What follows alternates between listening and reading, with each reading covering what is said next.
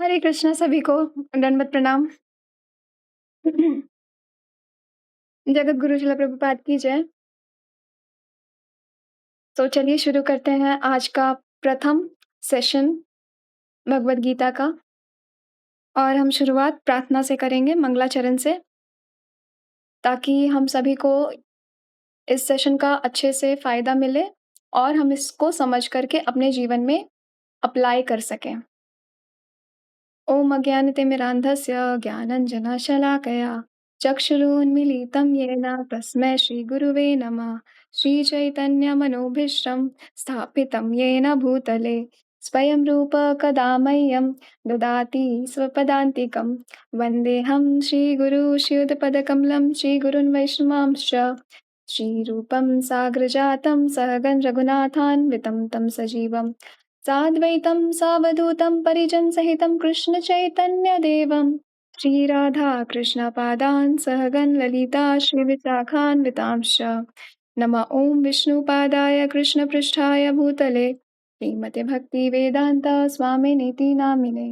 नमस्ते सारस्वते देवे गौरवाणी प्रचारिणे निर्विशेष शून्यवादी पाश्चात्यदेशतारिणे। हे कृष्ण करुणा सिंधु दीनबंधु जगतपते गोपेश गोपिका कांत राधा कांता नमस्तुते।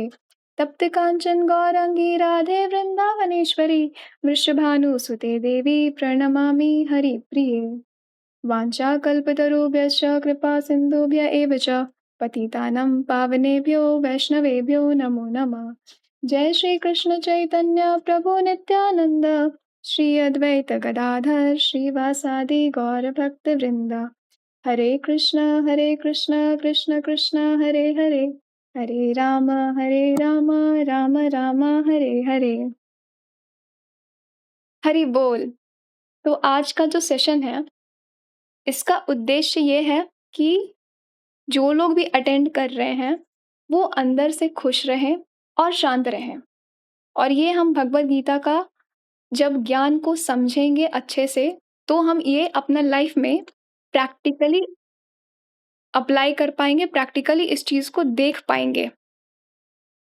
और इस सेशन का फ़ायदा उन लोगों को होगा जो खुद का कल्याण चाहते हैं, मानसिक शांति चाहते हैं और सिंसियर है, यानी कि जो इच्छुक हैं इसको जानने के लिए, समझने के लिए।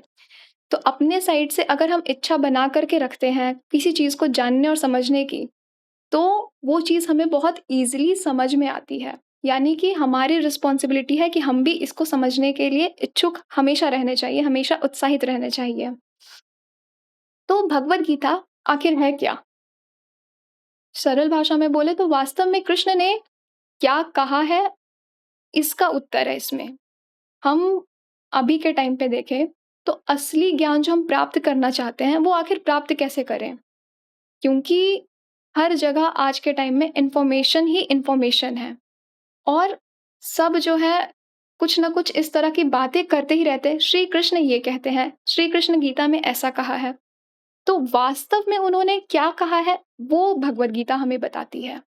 तो सबसे पहले हम जानते हैं कि आखिर ज्ञान का मतलब क्या होता है। ज्ञान का मतलब बस इंफॉर्मेशन नहीं होता कि किसी भी प्रकार का इंफॉर्मेशन हो गया वो ज्ञान है, नहीं। यहाँ पर ज्ञान का जो अर्थ है कि उसका हमें समझ भी होना चाहिए, उसका साक्षात्कार भी होना चाहिए, कि पता भी होना चाहिए कि हाँ जो चीज़ बोला जा रहा है वो सही है। मतलब कि ऐसी शिक्षा जो हम जाने और उससे हम खुश रहें और भगवान के साथ जुड़े रहें,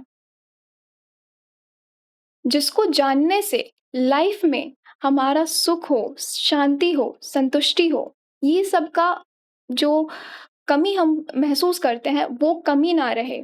जिसको जानने से हमारे अंदर जो गलत गुण है, जो अनर्थ हैं, किसी प्रकार का कोई भी नेगेटिव इमोशन, अनर्थ को अगर सिंपल भाषा में कहें तो कोई भी नेगेटिव इमोशन जो हमको खुद भी परेशान करता है और हमारे आसपास के लोगों को भी परेशान करता है, तो वो कम हो और लाइफ में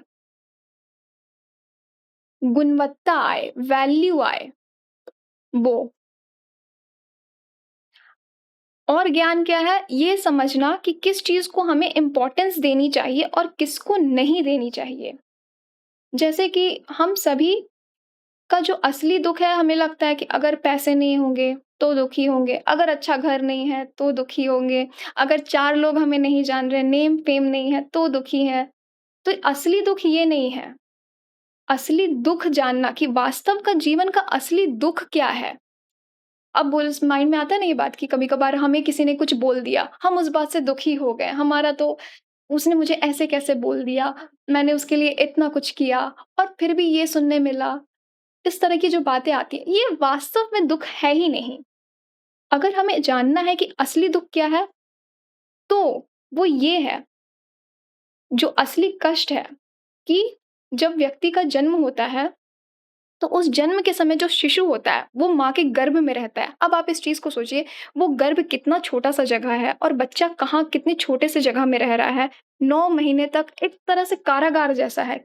किसी भी तरह का कुछ भी लाइट, साउंड, खाना-पीना कुछ नहीं और बस उसी जगह में सिकुड़ा हुआ है वो और भगवान उसका वहाँ पर भी पालन कर रहे हैं। मृत्यु पेनफुल है, मृत्यु असली दुःख है कि जब कोई व्यक्ति अपना शरीर छोड़ता है, तो उसको 40,000 बिच्छू काटने जितना दर्द होता है। अगर जीते जी कोई एक कीड़ा काट ले, तो व्यक्ति को कितना कष्ट होता है। जरा, जरा यानी कि बुढ़ापा। तो वास्तव में देखें ये चीज़ हम आप डे टू डे लाइफ में आराम से इस चीज़ को देख रहे हैं कि बुढ़ापे में कितना कष्ट है। जो व्यक्ति अपना काम जब वो स्वस्थ था, अच्छा था, जब यंग था, कितना स्मूथली किया। लेकिन जैसे ही बुढ़ापा आता है, जो व्यक्ति का शरीर होता है, वो जवाब देने लगता है। व्याधि यानी कि बीमारी, जब हम स्वस्थ रहते हैं, तो कोई भी काम हम बहुत आसानी से कर लेते हैं। लेकिन अगर थोड़ा-सा भी सर दर्द हो, तो हमें ये चीज़ काफ़ी परेशान कर देता है। तो ये जानना कि असली दुःख ये नहीं है कि हमें किसी चीज़ की कमी है, बल्कि ये है कि हम जिसको दुःख समझ रहे हैं, वो वास्तव में तो दुःख है ही नहीं। और सबसे बड़ा जो दुःख है वो ये है कि भगवान को ना जानना। क्योंकि अगर हम भगवान के साथ जुड़े रहेंगे, भगवान को जानेंगे, तो हम खुद को जान पाएँगे। जिस प्रकार से एक पेड़ जो होता है, उसका पत्ता तब तक स्वस्थ रहता है जब तक वो उस पेड़ से जुड़ा रहे और वो पेड़ की जड़ जो है उसको पोषण देता रहे। जैसे ही पत्ता टूटा, उसका अस्तित्व खत्म। उसी प्रकार से हम लोग हैं। हम लोग जब तक भगवान से जुड़ेंगे नहीं, तब तक खुश नहीं रह सकते। और जब हमको खुशी चाहिए तो भगवान से जुड़ने के साथ ही आएगी वो। अब जैसा कि होता है कि जो भी भौतिक उपलब्धि होती है, जिन लोगों के पास है, वो ज़रूरी नहीं कि वो हमेशा खुश रहें। और भौतिक उपलब्धि भी जो है कहीं न कहीं खुशी देती है, लेकिन जो संतुष्ट और शांति मानसिक रूप से चाहिए, वो देने में असक्षम होती है। तभी तो जब हम इस तरह के केसेस देखते हैं कि कोई फ़िल्म स्टार है, सुसाइड कर लिया। क्यों? क्योंकि उसक हम हमें तो ऐसा लगता है ना कि उसने तो सब कुछ अपनी लाइफ़ में अचीव कर लिया। अच्छी एजुकेशन चलो कर ली, अच्छी जो सोसाइटी में उनकी इमेज है वो कर ली, नेम कर ली कि लोग कितने सारे लोग जान रहे हैं, अच्छा पैसा उन्होंने कमा लिया। लेकिन फिर भी क्या है, वो खालीपन है, वो खालीपन अंदर से है, जो कि फुलफ़िल नहीं हुआ और वो खालीपन सिर्फ़ भगवान के साथ जुड़ने से ही कंप्लीट होगा। और ज्ञान जो है, वो 2 प्रकार के होते हैं कि एक भौतिक ज्ञान और एक आध्यात्मिक ज्ञान। तो जो भौतिक ज्ञान हो गया, जो हम अब तक स्कूल, अपने कॉलेज वगैरह में पढ़ते आए हैं, उस तरह के ज्ञान को हम भौतिक ज्ञान बोलेंगे कि जो भौतिक संसार में रहने के लिए, भौतिक संसार से जुड़ी हुई जो ज्ञान है की बातें हैं, जो इन्फॉर्मेशन है, जो उसकी सोच समझ के जो हम लोग को एक्सपीरियंस करके चलना होता है, वो चीज़ हो गया भौतिक ज्ञान। और एक होता है आध्यात्मिक ज्ञान, जो कि भौतिक ज्ञान से ऊपर का होता है। भौतिक ज्ञान की लिमिटेशंस हैं, लेकिन आध्यात्मिक ज्ञान की कोई लिमिटेशन नहीं है। भौतिक ज्ञान में थोड़ा-बहुत डिफेक्ट भी है, लेकिन आध्यात्मिक ज्ञान में कोई डिफेक्ट नहीं होता, अगर वो सही जगह से आए तो। और जैसे कि भौतिक ज्ञान लिमिटेड कैसे है? क्योंकि अब तक कितने भी साइंटिस्ट आए, कितने भी डॉक्टर्स आए, किन्हीं ने भी मृत्यु से बचने का कोई सॉल्यूशन निकाला कि कोई व्यक्ति मरे ही ना, ऐसा कोई सॉल्यूशन? नहीं। ऐसा कोई सॉल्यूशन निकाला कि कभी कोई व्यक्ति बीमार ही ना पड़े, बीमारी का निकाल लिया सॉल्यूशन, लेकिन कोई व्यक्ति बीमार ही ना पड़े कभी ज़िंदगी में, इसका सॉल्यूशन निकाला? नहीं। हमें जो शोक होता है, दुःख होता है, कष्ट होता है, इसका कोई सॉल्यूशन निकाला कि हम हमें कोई ऐसा दवा मिल जाए जो जिसको बस खाने के बाद हम खुश रहें, हम हँसते रहें, कि कभी कोई लाइफ़ में दिक्कत ही ना आए? नहीं। तो ये सारी चीज़ें जो इस तरह के जो वास्तव में प्रॉब्लम्स हैं, इसका जो सॉल्यूशन है वो हमें आध्यात्मिक ज्ञान से मिलता है।